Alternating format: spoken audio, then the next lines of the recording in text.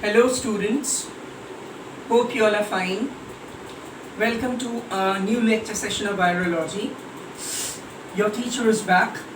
So you are again listening to your very favorite Dr Sandeepan Sengupta, who is an assistant professor in microbiology. Today we'll be discussing all about viruses and their salient features. So I'll proceed with my discussion. The objective of my today's talk would be to discuss about the definition of viruses, the biological or the taxonomic position of viruses in the biological world, and few most important salient features or prominent features of viruses. I'll be also throwing a light over the issue that how do viruses actually differ from other living cells. So are they living, or would you call them as non-living? After listening to this talk, I think you all would be able to answer to very important and basic fundamental questions related to areas of virology, like the definition of a virus, the salient features of a virus, the taxonomic position of a virus in the biological world of classification, and how do viruses differ from other living things.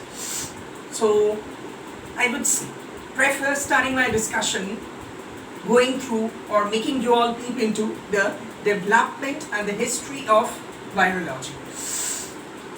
Hope you all are well acquainted with the term virus. So viruses are unique infectious agents.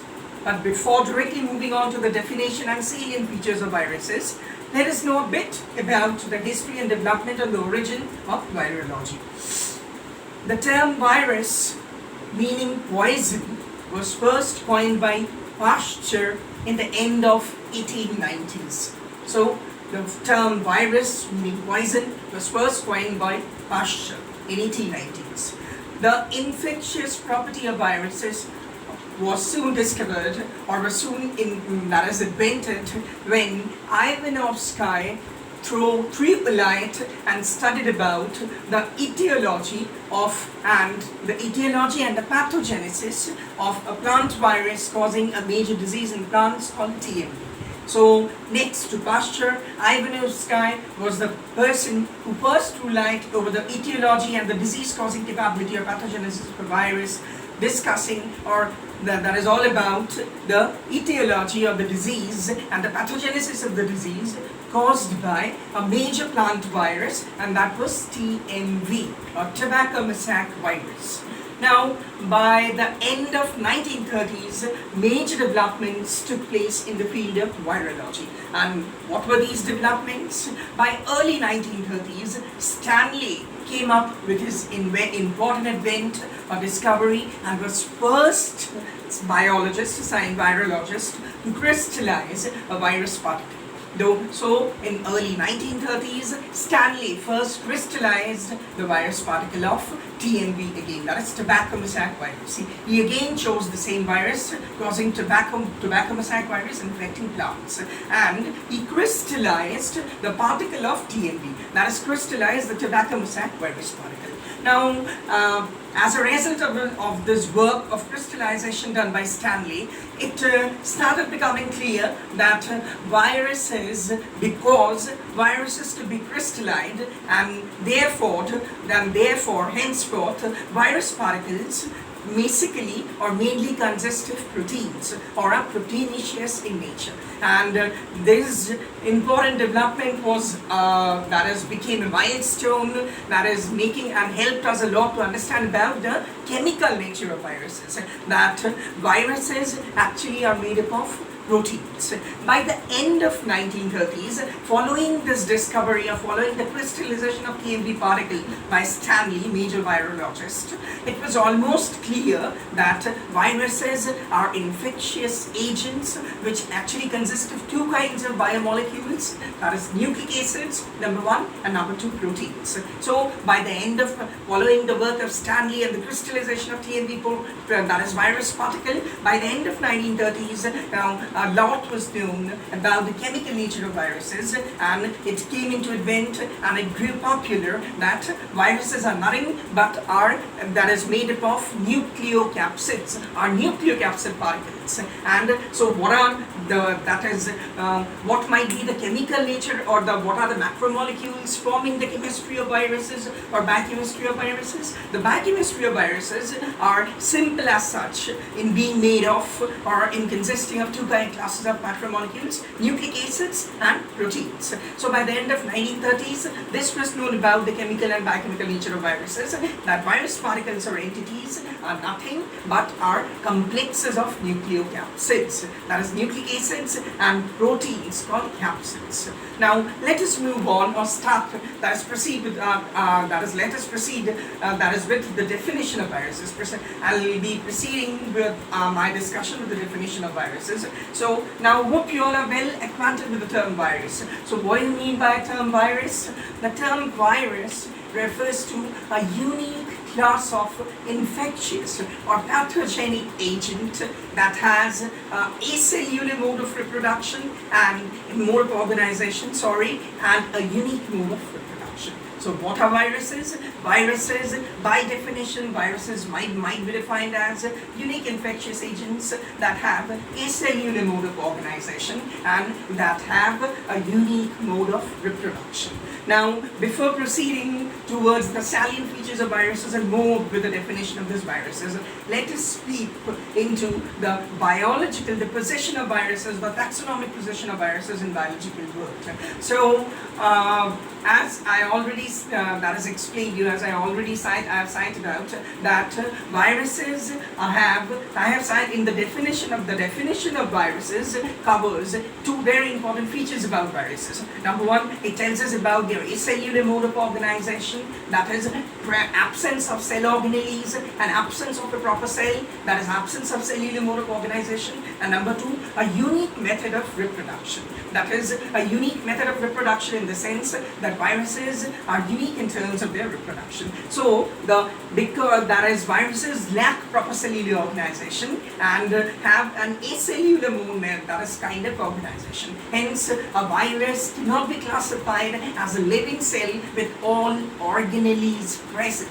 So hence, that is virus is not a living in itself. So what is the taxonomic position of a virus in the biological world?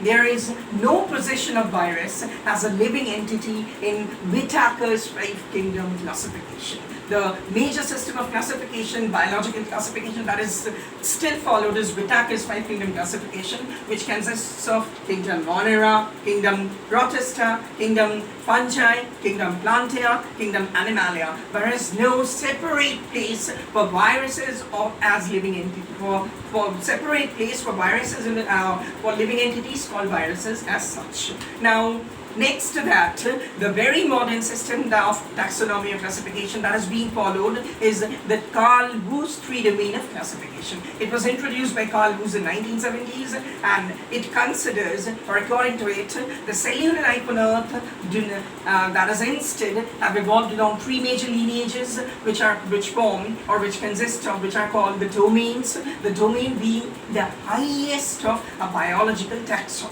So what are the three domains? So Carl Bose in 1970 concluded that the 5 kingdoms do not represent 5 major evolutionary lines. Instead, cellular life on Earth has evolved along 3 major lineages and introduced the concept of 3-domain classification. And the 3 domains introduced by Carl Bose are domain bacteria, domain archaea, which consists of archaebacteria, and the third is domain eukarya. But again, in this 3-domain concept of classification, there is no taxonomic position for viruses as such. Hence, what can we conclude about the taxonomic position of viruses? Viruses are not considered as living entities in any system of nomenclature or classification. So, how are viruses classified and how does the nomenclature for viruses go on? That is, there lies a separate committee which exclusively deals with the classification and nomenclature of viruses, and that is called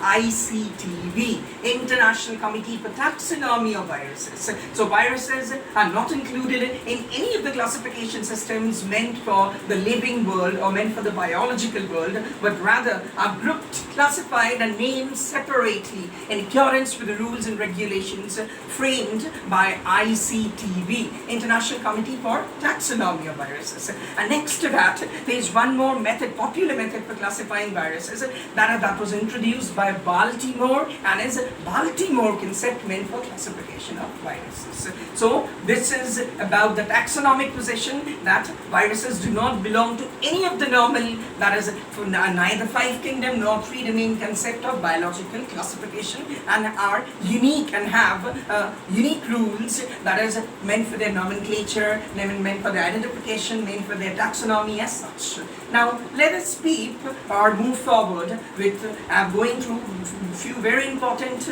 that is prominent features of viruses. So what are a few most important features of viruses? Number one, viruses have number one first, a complete virus particle is known as virion. So complete virus particle is called a virion.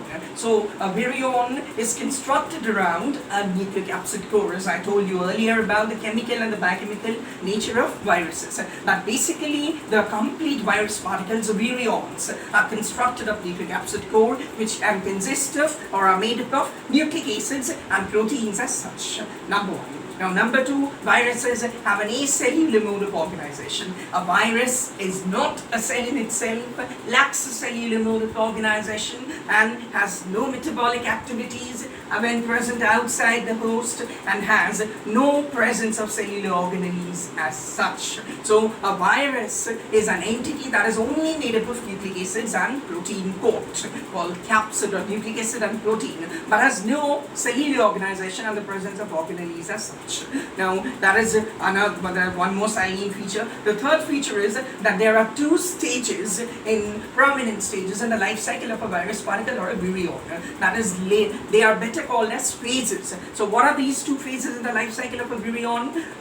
What are the phases through which a virion goes during its life cycle? One is an extracellular phase, the second one is an intracellular phase. A virion in an extracellular phase, the extracellular phase of a virus particle or virion refers to that phase or that part of the life cycle which it undergoes when it is outside its living host, or when it is exposed in an open environment. So what happens? So when a virion is exposed in an open environment, it is said to be present in its extracellular phase. And when a virion is in its extracellular phase, it is not a living entity. It shows no metabolic activity and has no reproduction as such, and it has very few active enzymes, if any, present. So the extracellular phase of a virus particle or a virion is not living in itself, is devoid of metabolism, and is devoid of reproduction. The second phase in the life cycle of a virus particle or a virion is the intracellular phase. The virion, when infects a host and enters into a host cell, that is the phase which the virion undergoes inside a host cell is known as, or refers to, the intracellular phase of the life cycle of a virion or a virus particle. So what is the intracellular? What happens in this intracellular phase? In the virion now becomes a living entity and shows the features which are common to all living organisms in its intracellular phase, when it is inside the host cell or infects any plant host or animal host, or fungi as its host, or nematode as its host. So a virus that is in its intracellular virion acts as a living entity only in its intracellular phase, when it shows metabolic activity, when it synthesizes the components of virion, when it multiplies using the host cellular machinery and increases in number. So a virus is both living and non-living in the sense that the extracellular phase of the life cycle of a virus is non-living, and the intracellular phase, which occurs inside the host in the life cycle of a virus, is living as such. So what now let us move on to the concluding part of our today's that is discussion, that how do we have started that is we came across few important salient features of viruses. Now can you tell me, or can we point out now that how do viruses differ from, in what respects do they differ from other living cells? Yes, we can point out, of course. Number one, the viruses differ from other living cells in at least 3 different ways. So what are those ways? Number one, having acellular mode of organization. Viruses, unlike other living entities or living objects, living cells, do not have a cellular mode of organization, but have acellular mode of organization, have no and in which that is with absence of all organelles. Number one. Number two, another interesting feature in which of a virus is that it contains that is either DNA or RNA as its nucleic acid, or the form of nucleic acid being present, but not both. So what is the case with other living organisms? In case of all other living organisms, DNA is usually the genetic material, but RNA is additionally present as a part of central dogma in the form of mRNA and various other forms. But what is the case with virus? Again, in this feature also, it is unique in itself and differs from other living organisms in the sense that it does not contain both the forms of nucleic acid, but it has only one of the two major forms of nucleic acid, either DNA or RNA, and in which when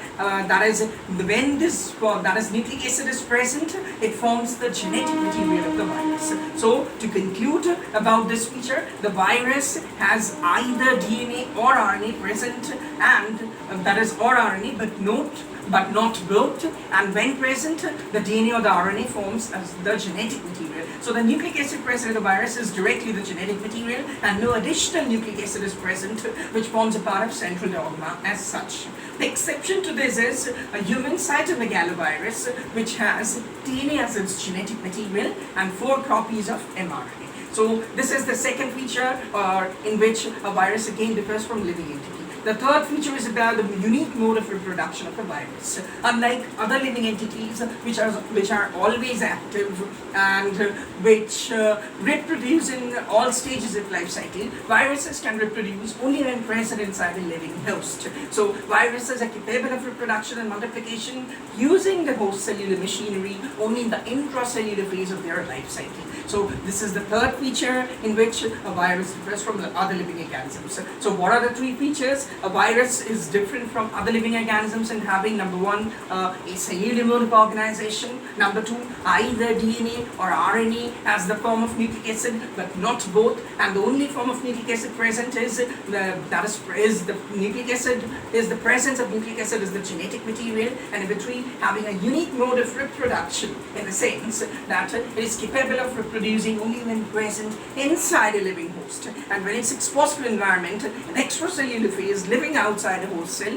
it shows no metabolic activity as such, does not multiply, or neither does it reproduce. So these are the 3 features by which viruses differ from all living cells. So we went through the definition of viruses. We have studied about few salient features of viruses, like a virus, it consists of nucleic acid, capsid, it consists about the genetic material of virus, about the mode of cell, that is organization of the virus cell a bit, and we have also studied that how do viruses differ from living cells, all other living cells.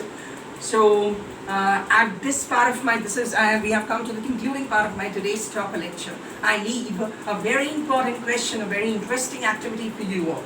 So the activity would be that, would you please search out for the ways by which the viruses differ from living things, or how would you like to categorize viruses? If you are asked to do so, would you categorize them as living entities, or would you categorize them as non-living entities, or would you categorize them as somewhat lying in between the living and non-living entities? And if you go for a particular mode of categorization, then you need to justify your answer, that why would you like to categorize viruses as either living, only, or non-living, or as entities which are in between living and non-living and show features of both the living and non-living.